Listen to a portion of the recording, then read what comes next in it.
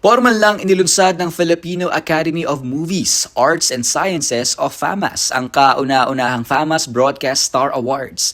Isang makasaysayang hakbang na naglalayong kilalanin ang husay at impluwensya ng mga programa, personalidad at digital content sa telebisyon, radyo at new media. Sa unang pagkakataon, palalawakin ng FAMAS ang saklaw ng kanilang mga parangal mula sa pelikula patungo sa broadcast at digital platforms kung saan ipagkakaloob ang halos 30 makabago at gender-neutral na kategorya na sumasalamin sa pagbabago ng industriya ng media.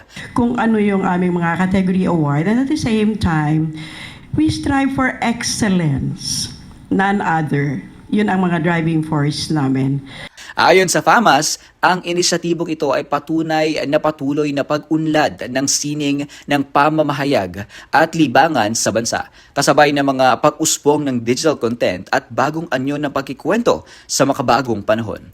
Ayon naman sa singer at film theater actor Attorney Vince Tañada na siya ring creative director ng FAMAS, para sa taong ito, pipiliin umano nila ang mga karapat-dapat na programa at natatanging mga individual para sa mga parangal at pagkilala. Ang FAMAS, hindi siya tumitingin kung Star Cinema ka o isa kang maliit lang na produksyon. They are recognizing talents more than the production cost or yung programa nga. Ganun pa rin. Yung policy na gustong ipatupad ng aming Madam President, that we will recognize talents more than anything. And we want to pursue that, no? With the first ever FAMAS for Broadcast Arts.